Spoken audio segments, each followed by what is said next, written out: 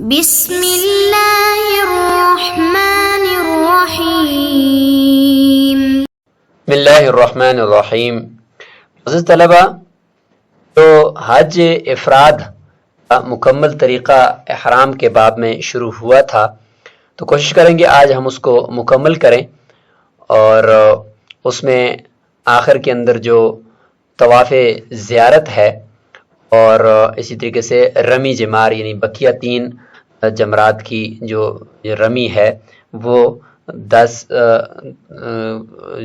ذوالحجہ کے بعد 11 اور 12 ذوالحجہ اور 13 ذوالحجہ کو کرنی ہوتی ہے زوال کے بعد، اس کا ذکر کریں گے، اور 10 ذوالحجہ کو طواف زیارت جو کیا جاتا ہے اس کا ذکر کریں گے، اور اسی کے ساتھ حج کا یہ طریقہ بھی مکمل ہو جائے گا۔ قال ثم یأتی مکہ من یومہ ذالک، تو منا کے اندر جمرہ عقبہ کی رمی کی ہے، حلق کیا ہے، قربانی کی ہے، تو اب یہ تو حلال ہو چکا ہے، لیکن عورتوں کے ساتھ ہم بستری ابھی تک اس کے لیے حلال نہیں ہوئی، اور وہ موقوف ہے طواف زیارت تک۔ تو طواف زیارت آج کرنا ہے، اور وہ حج کا بنیادی ایک رکن ہے 3 ارکان میں سے، جسے احرام، وقوف عرفہ اور تیسرا یہ طواف زیارت ہوتا ہے، تو یہ آج کرنا ہے، تو اس کے بعد پھر یہ مکمل طور پر حلال ہوگا۔ اس لیے اب فرماتے ہیں کہ اب منا سے مکہ کی طرف آ جائے اسی دن یعنی 10 ذوالحجہ کو، او من الغد، اگر اس دن نہیں آ سکتا تو اگلے دن آ جائے یعنی 11 ذوالحجہ کو، او من بعد الغد یا 12 ذوالحجہ کو، یہ 3 دنوں میں سے کوئی ایک دن طواف زیارت کرنا ضروری ہے، افضل پہلا دن ہے۔ فیطوف بالبیت طواف الزیارت 7 اشواط، 7 چکر طواف زیارت کے بیت اللہ کا طواف کرے گا۔ لما رویہ ان النبی علیہ السلام لما حلق، رسول اللہ صلی اللہ علیہ وسلم نے سر مڈوا دیا، افاض الی مکہ، مکہ کی طرف چلے گئے، طواف بالبیت، بیت اللہ کا طواف کیا، ثم عاد الی منا، طواف زیارت کرنے کے بعد پھر منا کی طرف تشریف لائے، وصلی الظہر بمنا، اور ظہر کی نماز پھر منا کے اندر ہی پڑھی تھی۔ ووقتہ ایام النحر، اب اس کا جو وقت ہے طواف زیارت کا ایام نحر یعنی 10، 11 اور 12 ذوالحجہ، اور ان اوقات کے اندر اس کو کرنا ہے، اور لأن اللہ تعالی عطف الطواف علی الذبح، کیونکہ اللہ تعالیٰ نے طواف کا عطف کیا ہے قربانی کے اوپر قرآن مجید کے اندر سورہ حج میں، فَكُلُوا مِنْهَا وَأَطْعِمُوا الْبَائِسَ الْفَقِيرَ، اس کے بعد فرمایا ثُمَّ لْيَقْضُوا تَفَثَهُمْ وَلْيُوفُوا نُذُورَهُمْ وَلْيَطَّوَّفُوا بِالْبَيْتِ الْعَتِيقِ، یہ فرمایا فَكُلُوا مِنْهَا یعنی قربانی کرو اس میں سے کھاؤ بھی، اس کے بعد آگے فرمایا وَلْيَطَّوَّفُوا، تو یہ وَلْيَطَّوَّفُوا عطف اسی پر ہی ہے، اور یہ وَلْيَطَّوَّفُوا بِالْبَيْتِ الْعَتِيقِ قرآن سے یہ طواف زیارت ہی ثابت ہے۔ تو مطلب یہ کہ قربانی کے اوپر طواف کا عطف کرنا، اس کا مطلب یہ کہ قربانی کا جو وقت ہے طواف کا بھی وہی وقت ہے۔ فَكَانَ وَقْتُهُمَا وَاحِدًا، اول وقت ہی بعد طلوع الفجر من یوم النحر، اور اس کا اول وقت یعنی طواف زیارت کا یہ صبح صادق جب ہو جاتی ہے اس وقت سے، یعنی یوم النحر یعنی 10 ذوالحجہ کی صبح صادق سے شروع ہو جاتا ہے۔ ان ما قبلہ من اللیل وقت الوقوف بعرفہ، کیونکہ اس سے پہلے تو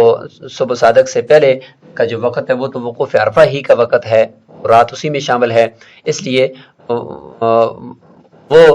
مراد نہیں لے سکتے طواف زیارت کے لیے، کیونکہ طواف زیارت وقوف عرفہ کے اوپر مرتب ہے، تبھی کہ اس کے بعد ہے، تو وہ پہلے ہوگا یہ اس کے بعد ہوگا، تو وہ طواف مرتب علیہ، طواف زیارت وقوف عرفہ کے اوپر مرتب ہے، اس لیے صبح صادق سے پہلے طواف زیارت نہیں کیا جا سکتا، اس کے بعد کیا جائے گا۔ افضل هذه الايام اولها، ان 3 دنوں میں 10، 11 اور 12 ذوالحجہ میں سب سے افضل دن وہ پہلا دن ہے، ما فی تضحیہ، جیسے کہ قربانی کے اندر بھی سب سے افضل دن جو ہے وہ ایام نحر میں پہلا دن ہے۔ فی الحدیث افضلها اولها، اور حدیث میں بھی ہے کہ افضلها اولها کہ افضل دن پہلا دن ہے۔ فإن كان قد سعى بين الصفا والمروة عقیب طواف القدوم، اگر اب اس طریقے سے یہاں پہ سعی سے متعلق بیان کرتے ہیں، کیونکہ سعی واجب ہے اور سعی ایک ہی مرتبہ واجب ہے جیسے کہ پہلے ذکر ہوا، تو طواف قدوم کے بعد سب سے پہلا جو طواف ہوا تھا اس کے بعد اگر اس نے سعی نہیں کی تو پھر یہاں پہ سعی بھی کرے گا، اور جس طواف کے بعد سعی ہوتی ہے تو اس طواف میں رمل بھی ہوتا ہے، 3 چکروں کے اندر اپنے کانوں کو حرکت دیتے ہوئے چلنا، تو وہ بھی ہوتا ہے۔ تو اگر وہاں پہ کر دیے فَإِنْ كَانَ قَدْ سَعَىٰ بَيْنَ الصَّفَا وَالْمَرْوَةِ عَقِيبَ طَوَافِ الْقُدُومِ، طواف قدوم کے بعد کر دی تھی صحیح، تو لم یرمل فی ھذا طواف، تو اس طواف کے اندر رمل بھی نہیں کرے گا طواف زیارت میں، ولا سعی علیہ، صحیح بھی اس کے اوپر لازم نہیں ہے۔ ان کان لم یقدم السعی، اگر صحیح کو پہلے مقدم نہیں کیا تو رمل فی ھذا طواف، اس طواف کے اندر رمل بھی کرے گا، سعی بعد اور اس کے بعد صحیح بھی کرے گا، لأن السعی لم یشرع الا مرۃ،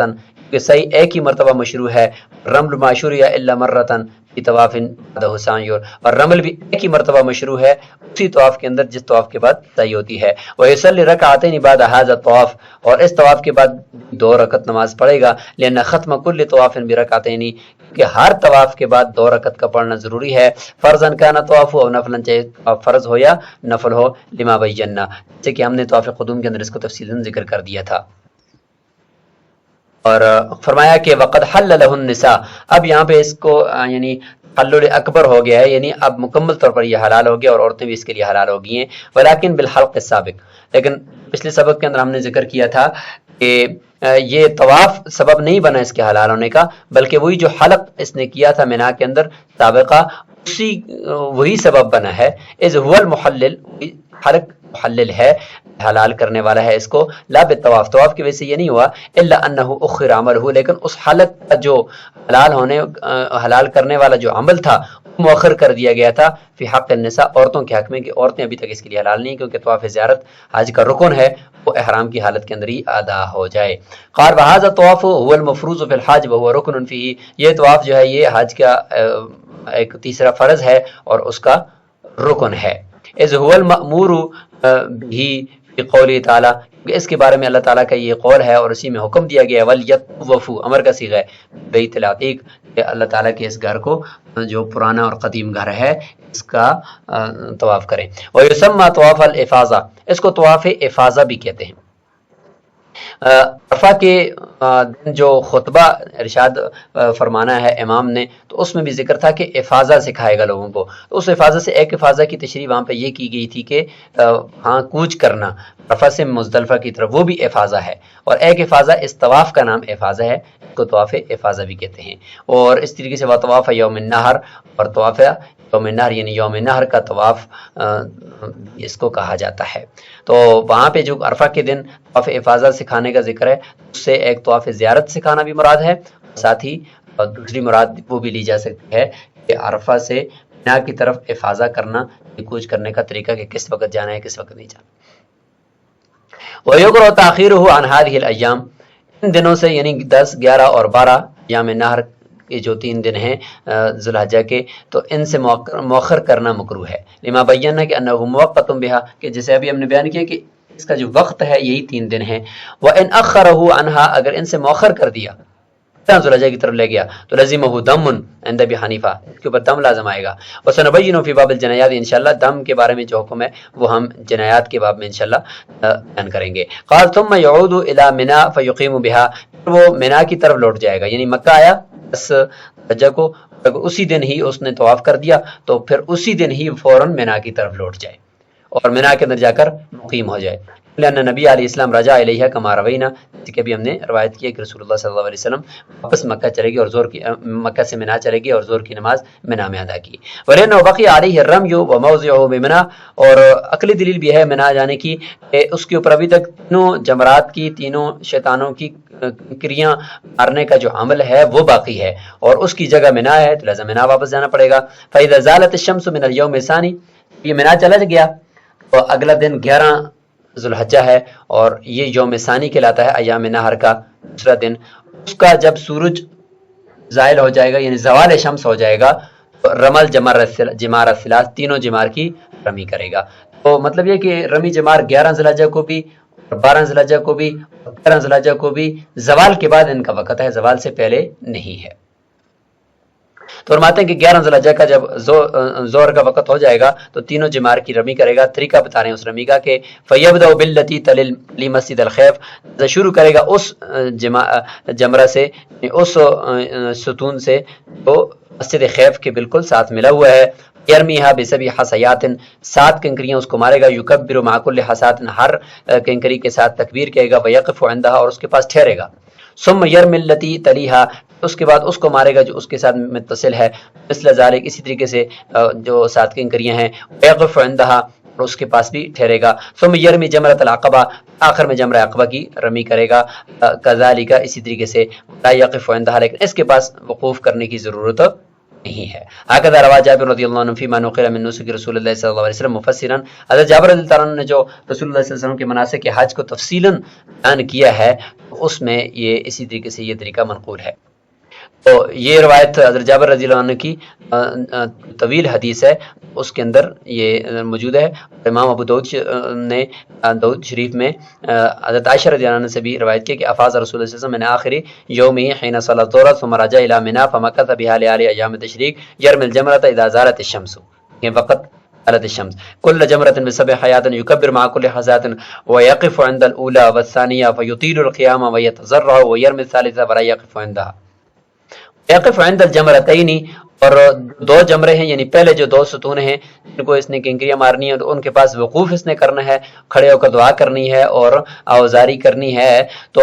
یہ کہاں پہ کھڑا ہوگا؟ فی المقام الذی، اسی جگہ پر یقف فیہ الناس جہاں پہ لوگ کھڑے ہوں گے، یعنی تو وہاں پہ جو تینوں ستون ہیں جس وادی کے اندر، اس وادی کے اوپر جو یعنی اونچائی کی جو جگہ ہے وہاں پہ وہ کھڑا ہوگا، اور ویحمد اللہ، اللہ تعالیٰ کی حمد کرے گا، ویثنی علیہ، اور ویثنی علیہ، اور اس کے اوپر ثنا پڑے گا، تعریف کرے گا، ویہلل، اور لا الہ الا اللہ، ویکبر، اور تکبیر کہے گا، ویصلی علی النبی علیہ السلام، رسول اللہ صلی اللہ علیہ وسلم پر درود بھیجے گا، ویدعو بحاجتی، اپنی دعائیں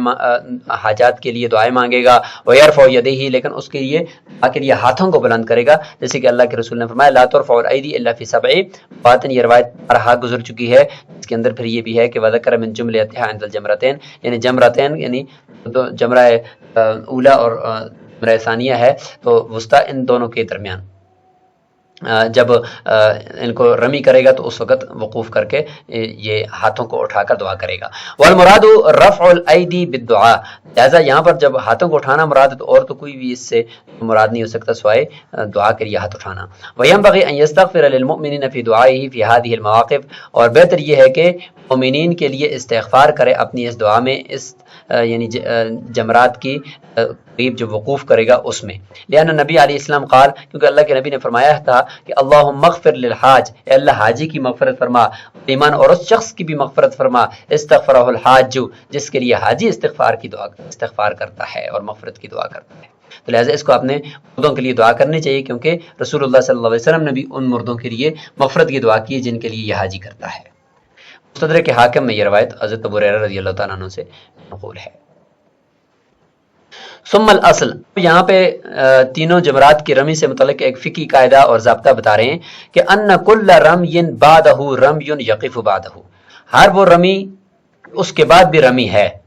پھر رمی کے بعد کھڑا ہونا ہے، وقوف کرنا ہے۔ جیسے کہ تین جمرات ہیں نا، تو ایک جمرے کی رمی کرنی ہے، تو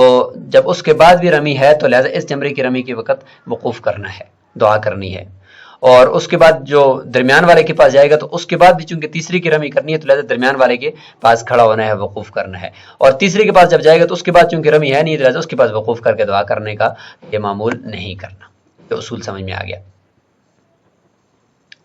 لأنه فی وسط العبادہ، کیونکہ ایک رمی کے بعد جب دوسری رمی ہے تو کہ ابھی تک یہ درمیان ہے عبادت کا، تو فیاتی بدعاء فیہ، تو لہذا اس عبادت کے درمیان میں دعا کو لے کر آئے گا۔ وکل رمی لیس بعدہ رمی لا یقف، ہر رمی جس کے بعد رمی نہیں ہے تو اس کے بعد وقوف نہیں کرے گا تیسرے جمرے کے بعد، لأن العبادۃ قد انتہت، کیونکہ اس میں پھر عبادت ہی مکمل ہو گئی ہے، ولہذا لا یقف بعد جمرۃ العقبۃ فی یوم النحر ایضا، اسی وجہ سے جمرہ عقبہ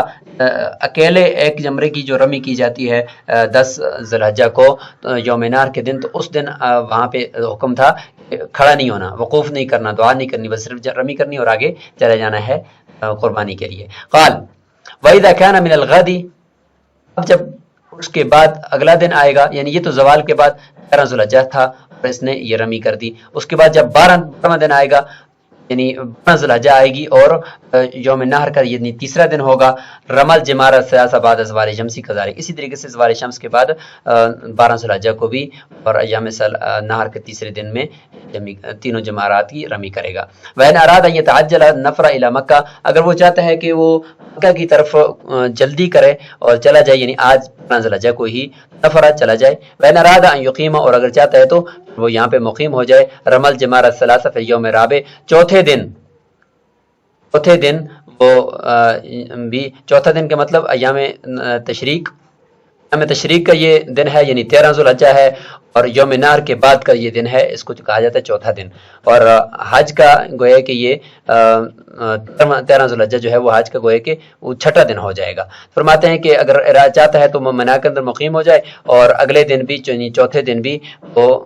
یعنی 13 ذوالحجہ کو بھی تینوں جمرات کی رمی کرے، لیکن زوال شمس کے بعد. لقولہ تعالی فمن تعجل فی یومین، اگر کوئی آدمی پہلے 2 دن یعنی 11 اور 12 ذوالحجہ یوم نہر کے دوسرے اور تیسرے دن کے اندر جلدی کرتا ہے اور مکہ کی طرف چلا جاتا ہے، یعنی ان 2 دنوں میں رمی کر کے، تو لا اثم علیہ، اس کے اوپر گناہ نہیں ہے. من تاخر فلا اثم علیہ، اگر کوئی اس سے بھی مؤخر کرتا ہے یعنی تیسرے دن یعنی 13 ذوالحجہ کو بھی رہ جاتا ہے اور اس دن بھی رمی کرتا ہے تو اس کے لیے بھی کوئی حرج نہیں ہے. لمن، اس شخص کے لیے تقا، متقی اور پرہیزگار ہے. مطلب یہ کہ لوگوں کے 2 گروپ ہو گئے، بعض کہتے ہیں کہ بھائی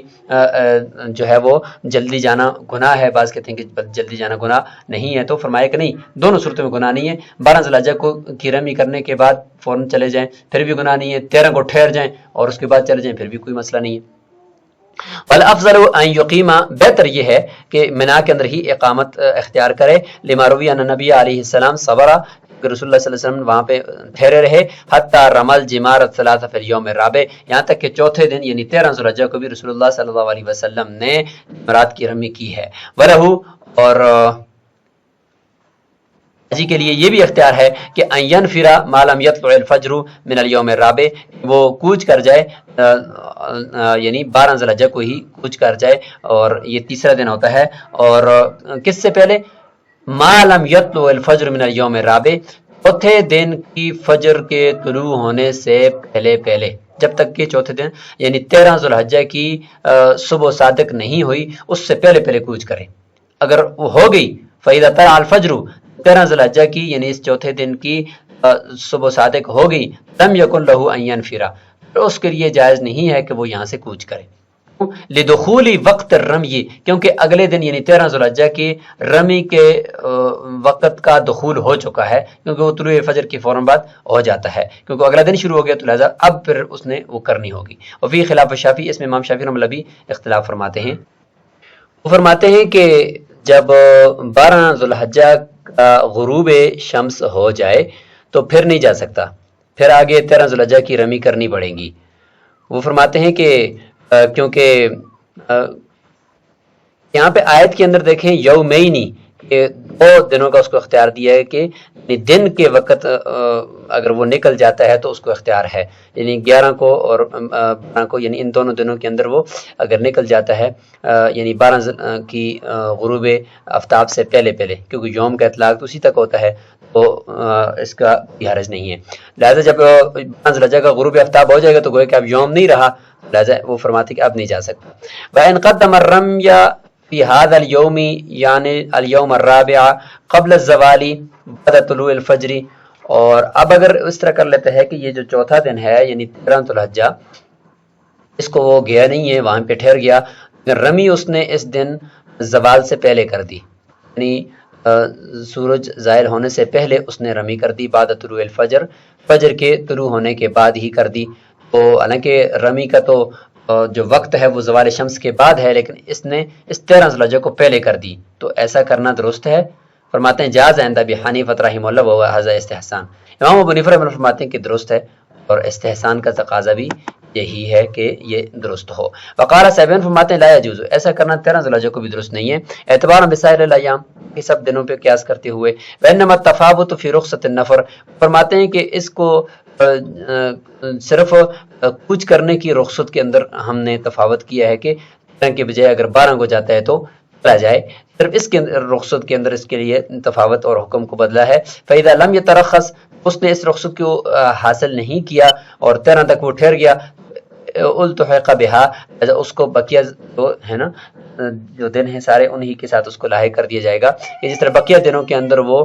زوال کے بعد رمی کرتا ہے تو اس میں بھی کرے گا۔ امام ابو حنیفہ رحمہ اللہ کا جو مذہب ہے مروی عن ابن عباس رضی اللہ عنہما، حضرت عبداللہ بن عباس رضی اللہ عنہ سے مروی ہے کہ زوال سے پہلے بھی کر سکتا ہے 13 ذوالحجہ کو۔ اور حضرت عبداللہ بن عباس رضی اللہ عنہ کی جو روایت ہے بہقی نے روایت کیا ہے سنن کبریٰ میں، اور فرماتے ہیں کہ اذن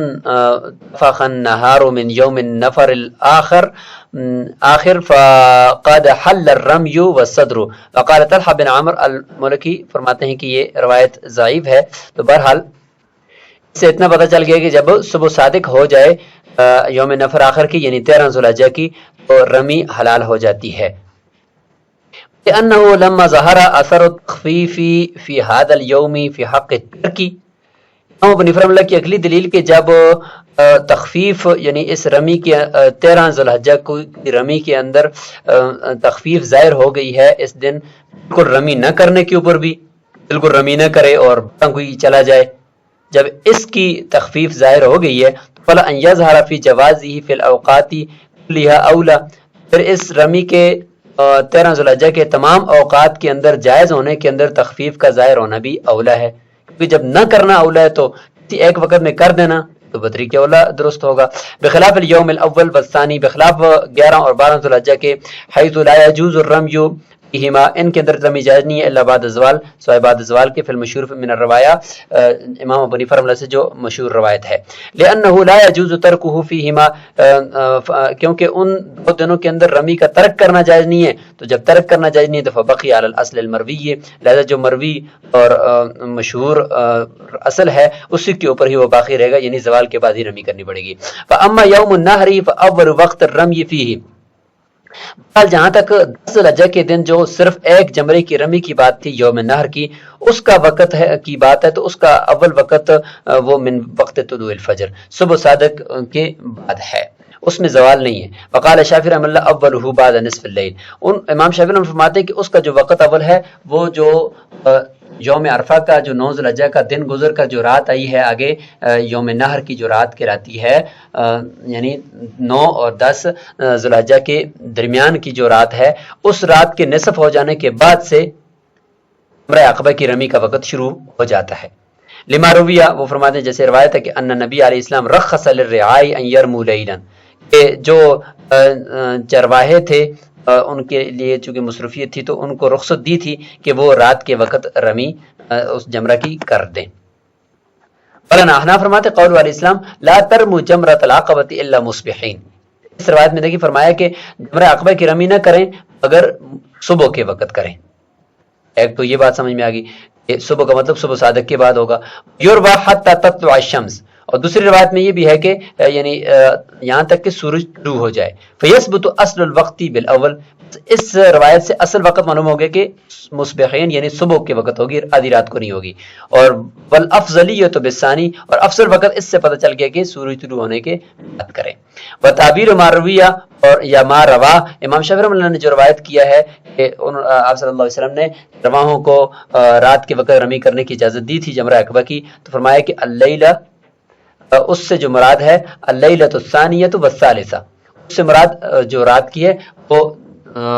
10 ذوالحجہ کے بعد آنے والی رات، 10 اور 11 ذوالحجہ کے بیچ کی جو رات ہے، اور اس طریقے سے 11 اور 12 ذوالحجہ کے بیچ کی جو رات، اس کو لیلہ ثانیہ اور لیلہ ثالثہ کہا جاتا ہے، کیونکہ فرماتے ہیں کہ ان لیلۃ النحر وقت الوقوف والرمی یترتب علیہ، کیونکہ یوم نحر کی جو رات ہے وہ وقوف کا وقت ہے۔ یہ ایک عقلی دلیل شروع ہوگی کہ 10 ذوالحجہ جو یوم نحر ہے اس کی جو رات ہے اس سے پہلے والی جو رات وہ تو وقوف عرفہ کی وقت ہے، ابھی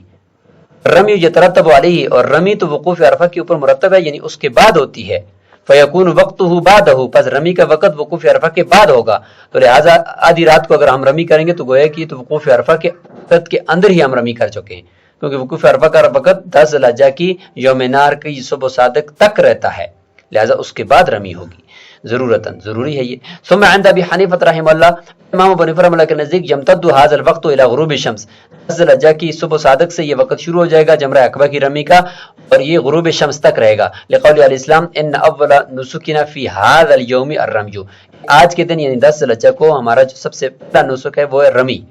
جمرہ عقبہ کی رمی کرنا. تو یہ دن جو ہے وہ غروب آفتاب تک ہوتا ہے، تو لہٰذا علی الیوم وقت لہو، کیونکہ یوم کو وقت قرار دیا ہے اس رمی کا، تو وذہابہ بغروب الشمس، اس دن کا جو جانا ہے ختم ہونا ہے وہ غروب شمس کے ساتھ ہی ہوتا ہے. امام ابو یوسف رحمہ اللہ سے روایت ہے کہ انہ یمتد الی وقت زوال، کہ اس کا وقت زوال کے وقت تک ہی رہے گا، 10 ذی الحجہ کی زوال تک ہی رہے گا. والحجۃ علیہ ما روینا، لیکن ان کے خلاف حجت یہی روایت ہے جو ابھی ہم نے روایت کر دی. وان اخر الی اللیل رماہ، اگر رات تک مؤخر کر دیتا ہے اس کو، یعنی 10 ذی الحجہ کا دن گزر کر رات تک مؤخر کرتا ہے تو رماہو، پھر رات کے وقت بھی رمی کر سکتا ہے. ولا شیء علیہ، اس کے اوپر کچھ بھی لازم نہیں ہے، حدیث رعا، یعنی یہ جو چرواہوں کی جو روایت ہے اس کو دیکھتے ہوئے. وان اخر الی الغد، اگر اگلے دن یعنی 11 ذی الحجہ کی طرف لے گیا جمرہ عقبہ کی رمی، ابھی تک اس نے نہیں کی، رماہو پھر بھی رمی کر سکتا ہے، لأنہ وقت جنس رمی، کیونکہ 11 ذی الحجہ کو ویسے بھی 3 جمرات کی رمی کا وقت ہے، جن سے رمی کا وقت تو وہ بھی ہے. لیکن وعلیہ دمن عند ابی حنیفہ، امام صاحب کے نزدیک اس کے اوپر دم لازم ہوگا، لتاخیرہ عن وقت ہی، کیونکہ جمرہ عقبہ کی رمی کو اس نے مؤخر کر دیا اپنے وقت سے، کما ہوا مذہب، جیسے کہ امام ابو حنیفہ رحمہ اللہ کا مذہب ہے. مناسک حج میں سے جو بھی نسک اگر آپ یا جو بھی عمل آپ مؤخر کریں گے وقت سے، تو اس کی وجہ سے دم لازم آتا ہے امام ابو حنیفہ رحمہ اللہ کے نزدیک. قال فإن رماہ راکبا، اگر کوئی آدمی رمی کرتا ہے جمرہ عقبہ کی سوار ہو کر، اجزاہ، کسی بھی جمرے کی کافی ہو جائے گا، لحصول فعل رمی، فعل رمی کے حصول کی وجہ سے. وکل رمی بعدہ رمی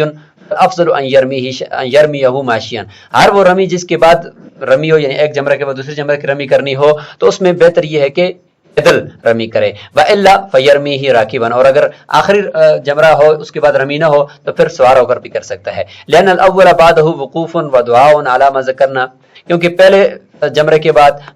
بھی اور دوسرے جمرے کے بعد بھی کھڑا ہونا ہے، وقوف کرنا ہے، دعا کرنی ہے، جیسے کہ ہم نے مقابل ذکر کیا. تو فیرمیہ ماشیا، بہتر یہ ہے کہ وہاں پیدل اور نیچے زمین پر کھڑے ہو کر رمی کرے. لیکون اقرب الی التضرع، تاکہ تضرع اور آوازاری اور دعا کے آداب کے قریب ہو جائے. وبیان الافضل مروی عن ابی یوسف رحمہ اللہ، اور افضلیت کے یہ جو بیان ہے کہ بیٹھ کر ہی کرے، یہ امام ابو یوسف سے مروی ہے. ویکرہ اللہ یبیت بمنی لیالی الرمی، فرماتے ہیں کہ رمی کی جو راتیں ہیں یعنی 11، 12 اور 13 ذی الحجہ، ان دنوں کی جو راتیں ہیں، یہ راتیں منا کے اندر نہ گزارنا مکروہ ہے، ایسا منا کے اندر ہی گزارے.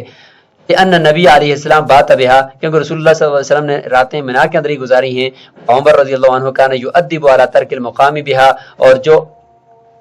آدمی مینار کے اندر ان دنوں میں رات نہیں گزارتا تھا تو اس کی تعدیب کرتے تھے اور سرزنش کرتے تھے. ولو بات فی غیرہا متعمدا، اور اگر کوئی جان بوجھ کر رات کسی اور وقت میں گزارتا ہے اور دن کو آ کر رمی کرتا ہے تو لا یلزمہ شیء عندنا، احناف کے نزدیک اس کے اوپر کچھ لازم نہیں ہوگا، کیونکہ مقصود تو یہ تھا کہ آسانی ادھر ہی رہے اور دن کو رمی کرے اور رات وہاں ٹھہرے. لیکن اگر کوئی آدمی آسانی کے لیے آنا جانا اس کا ہو سکتا ہے تو کرے. خلاف للشافعی رحمہ اللہ، امام شافعی رحمہ اللہ کے اس میں اختلاف فرماتے ہیں، وہ فرماتے ہیں ایسا کرنا درست نہیں ہے. لأنہ وجب، کیونکہ وہاں پہ ٹھہرنا ضروری اس وجہ سے ہے، لیسہل علیہ الرمی فی ایامی، کہ ان دنوں کے اندر رمی کرنا اس کے اوپر آسان ہو. فلم یکن من افعال الحج، وہاں پہ ٹھہرنا رات کو یہ افعال حج میں سے نہیں ہے. فترکہ لا یوجب الجابر، جب افعال حج نہیں ہے تو افعال حج کو ترک کرنے کی وجہ سے دم لازم ہوتا ہے، تو لہذا اس کو ترک کرنے کی وجہ سے کوئی بھی تلافی کرنے والی چیز لازم نہیں کرتی. لا یوجب الجابر، یعنی اس کا ترک کرنا کسی تلافی کرنے والی چیز کو لازم نہیں کرتا، یعنی دم وغیرہ کو لازم نہیں کرتا. وَيُكْرَهُ أَن يُقَدِّمَ الرَّجُلُ ثَقَلَهُ إِلَى مَكَّةَ وَيُقِيمُ حَتَّى يَرْمِيَ، بات ہے کہ ایسا کرنا مکروہ ہے کہ آدمی کے لیے کہ کوئی شخص اپنے سامان وغیرہ کو مکہ کی طرف بھیج دے اور خود منا کے اندر مقیم ہو جائے تاکہ رمی کرے. ما روی ان عمر رضی اللہ عنہ کان یمنع منہ، کہ اس چیز سے بھی منع فرماتے تھے کہ کوئی آدمی اپنا سامان منا سے مکہ کی طرف بھیج دے اور خود منا کے اندر مقیم رہے. وَيُؤَدِّبُ عَلَيْهِ، ایک تو منع فرماتے تھے حضرت عمر رضی اللہ عنہ، اور دوسرا اس کے اوپر بھی تعدیب کرتے تھے اور یہ بھی فرمایا کہ اس آدمی کا حج ہی نہیں ہے جو جائے، یعنی غصہ فرماتے تھے. وَلِأَنَّهُ يُوجِبُ شغل قلبہ ہی، اور دوسرا یہ کہ اس طریقے سے کرنا کہ سامان مکہ کی طرف پہلے بھیجنا، یہ اس کے دل کو مشغول کر دے گا کہ پتہ نہیں سامان گم ہو رہا ہے نہیں ہو رہا، اور خود یہاں پہ بیٹھا ہوا ہے۔ فَإِذَا نَفَرَ إِلَى مکہ، جب مکہ کی طرف کوچ کرے گا تو اب منا سے مکہ کی طرف جا رہا ہے۔ مکہ اور منا کے درمیان ایک جگہ ہے محسب، وادی محسب، اور وادی یعنی اس کا مقام کا نام ہے ابطح، فرماتے ہیں کہ وہاں پر جا کر اترے۔ وہ اسم موضعین، یہ جگہ کا نام ہے، قد نزل بھی رسول اللہ صلی اللہ علیہ وسلم، رسول اللہ صلی اللہ علیہ وسلم وہاں پہ اترے ہیں۔ وکان نزولہ قصدا والاصح، اور راجع اور مفتبی قول یہی ہے کہ رسول اللہ صلی اللہ علیہ وسلم کا وہاں پہ اترنا قصدن تھا، اتفاقی نہیں تھا۔ حتی یکون النزول به سنتا علی ما روی انہ علیہ السلام قال لاصحابہ، یہاں تک کہ وہاں پہ اترنا اب سنت قرار دے دیا گیا ہے، کیونکہ رسول اللہ صلی اللہ علیہ وسلم سے یہ مروی ہے کہ انہوں نے اپنے صحابہ سے فرمایا کہ انا نازلون غدن، یہ الف یہاں پہ مناسب نہیں ہے، نازلون ہے کہ ہم اتریں گے کل خیف، خیف مقام پر، ای خیف بنی کنانہ، خیف بنی کنانہ سے مراد وہی وادی محسب ہے۔ حیث تقاسم المشرکون فیہ علی شرکہم، جہاں پر مشرکین نے اپنے شرک اور بت پرستی کے اوپر ایک دوسرے سے قسمیں لی تھیں اور عہد لیے تھا، اور یعنی بنی ہاشم یا رسول اللہ صلی اللہ علیہ وسلم کے خاندان کے ساتھ جو ہے وہ دشمنی کے اوپر بھی قسمیں کھائی تھی کہ ہم آج کے بعد ان کا بائیکاٹ کریں گے، یہ وہ جگہ ہے۔ آپ صلی اللہ علیہ وسلم نے فرمایا کہ یہاں پر ہمارا اترنا اس وجہ سے کہ ان کو ہم نے دکھانا ہے تم جس کو ختم کرنا چاہتے تھے آج ہم پھر کوئی پوری آب و تاب اور شان و شوکت کے ساتھ آ رہے ہیں، تو اسی جگہ پر واپس اترنے سے یہ مراد تھی۔ جس طریقے سے رمل ہوتا ہے تو رمل میں بھی ان کو دکھانا تھا کہ ہمیں بخار وغیرہ نہیں ہے تو ہم ہٹے کٹے ہیں، تو یہاں پر بھی ان کو دکھانا مقصود ہے۔ یشیر الی عہدہم علی ہجران بنی ہاشم، ان کے یعنی یہ اس میں اشارہ ہے ان کے اس عہد کرنے کی طرف جو انہوں نے بنی ہاشم کے کو چھوڑنے اور ان کے ساتھ بائیکاٹ کے اوپر کیا تھا اسی جگہ پر۔ فعرفنا انہ نزل به، تو ہمیں پتہ چلا کہ رسول اللہ صلی اللہ علیہ وسلم اترے ہیں اس جگہ پر اراۃ للمشرکین، مشرکین کو دکھانے کے لیے لطیفہ صنع اللہ تعالی به، اللہ تعالیٰ کا اس کے رسول اللہ صلی اللہ علیہ وسلم کے ساتھ جو ایک عظیم مدد ہوئی ہے اور عظیم کارنامہ ہوا ہے وہ دکھانے کے لیے۔ فصار سنتاً، یہ سنت ہو جائے گا یہاں پہ اترنا، رملی فی الطواف، جیسے طواف کے اندر رمل سنت ہے اسی حکمت سے۔ ثم دخل مکہ وطاف بالبیت، پھر مکہ کے اندر داخل ہو جائے اور بیت اللہ کا طواف کرے۔ سبعۃ اشواط لا یرمل فیہا، 7 چکر لگائے گا، اس میں رمل نہیں کرے گا، اس کو طواف صدر کہتے ہیں۔ یسمى طواف الوداع، اس کو طواف وداع بھی کہتے ہیں۔ وطواف آخری عہدہ بالبیت، اور اس کو طواف ہے یعنی طواف عہدہ بالبیت بھی کہتے ہیں کہ یعنی اب آخری جو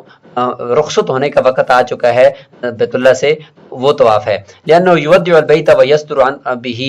کیونکہ ابھی جو ہے وہ بیت اللہ کو رخصت کر رہا ہے اور بیت اللہ سے رجوع کر کے واپس لوٹ رہا ہے، تو وہ واجب عندنا، احناف کے نزدیک یہ واجب ہے، سوائے امام شافعی رحمۃ اللہ کے، وہ فرماتے ہیں کہ یہ واجب ہی ہے بلکہ ان کے نزدیک سنت ہے۔ لقول علیہ السلام من حج هذا البیت فلیکن آخر عہدہ بالبیت الطواف، فرماتے ہیں کہ رسول اللہ صلی اللہ علیہ وسلم نے فرمایا کہ جس شخص نے بیت اللہ کا حج کیا اس کا آخری جو وقت ہے بیت اللہ کے پاس وہ طواف ہی ہونا چاہیے۔ اور ورخص للنساء الحیض ترکہ، اور حائضہ عورتوں کے لیے رخصت دی گئی ہے اس میں کہ وہ اگر اس کو ترک کرتی ہیں وہ ترک کر سکتی ہیں، تو اس سے پتہ چلا کہ دیکھیں یہ واجب ہے۔ قال الا علی اہل مکہ، سوائے اہل مکہ کے، لانہم لا یسترون ولا یودون، کیونکہ وہ رجوع کر کے واپس نہیں لوٹ رہے مکہ سے اور نہ ہی وہ خانہ کعبہ کو رخصت کر رہے ہیں۔ ولا رمل فی، رمل اس میں نہیں ہے، لما بینا انہ شرع مرۃ واحدہ، کیونکہ رمل جو ہے ہم نے پہلے ذکر کر دیا کہ وہ ایک ہی مرتبہ مشروع ہے۔ ویصلی رکعتی الطواف بعدہ لما قدمنا، 2 رکعت نماز پڑھے گا اس طواف کے بعد بھی، جسے ہم نے مقدم کیا کہ ہر طواف کے بعد 2 رکعت ہوتی ہیں۔ ثم یاتی زمزم، پھر زمزم کے پاس آئے گا، ویشرب من مائها، اس کے پانی کو پیے گا۔ لما روی ان نبی علیہ السلام استقى دلوا، کہ رسول اللہ صلی اللہ علیہ وسلم نے خود ڈول سے پانی کھینچا زمزم سے، نفسه ہی خود بخود، فیرب منه، اور اس سے پیا۔ ثم افرغ باقی الدلو فی البئر، اور پھر باقی پانی کو کنویں کے اندر ہی ڈال دیا۔ ویستحب ان یاتی الباب، اور مستحب عمل یہ ہے کہ خانہ کعبہ یعنی بیت اللہ شریف کے دروازے کے پاس آ جائے، وَيُقَبِّلُ الْعَتَبَ اور چوکھٹ کو چومے، ثُمَّ يَأْتِ الْمُلْتَزَمْ اور پھر ملتزم کے پاس آ جائے، اور ملتزم کون سی جگہ؟ وَهُوَ مَا بَيْنَ الْحَجَرِ إِلَى الْبَابِ، یعنی بیت اللہ کے دروازے سے لے کر حجر اسود تک بیچ کا جو ایریا ہے اس کو ملتزم کہتے ہیں۔ فَيَضَعُ صَدْرَهُ اپنے سینے کو اس پر رکھے، وَوَجْهَهُ اور اپنے چہرے کو علیہ اس پر، وَيَتَثَبَّتُ بِالْأَسْتَارِ سَاعَةً اور یتثبت کا مطلب ہوتا ہے اپنے آپ کو یعنی لپیٹ دے پردوں کے اندر اور پردوں کے ساتھ چمٹ جائے، ثم یعود الی اہلہ پھر اپنے گھر والوں کی طرف لوٹ کر آ جائے۔ ہاکذا روی ان النبی صلی اللہ علیہ وسلم فعل بالملتزم ذالک، رسول اللہ صلی اللہ علیہ وسلم نے اسی طریقے سے ملتزم کے اوپر کیا تھا۔ قالوا فقہا فرماتے ہیں کہ وینبغی ان ینصرف وهو یمشی وراءہ، فرماتے ہیں کہ بہتر یہ ہے کہ وہ بیت اللہ کو سے مڑے گا تو وہ اس طریقے سے چلے کہ اپنے پیچھے کو یعنی اپنے پیٹھ کی طرف کو پیچھے کو قدم رکھے، وجہ الی البیت اور اس کا چہرہ جو ہے وہ بیت اللہ کی طرف ہو اور پیچھے کو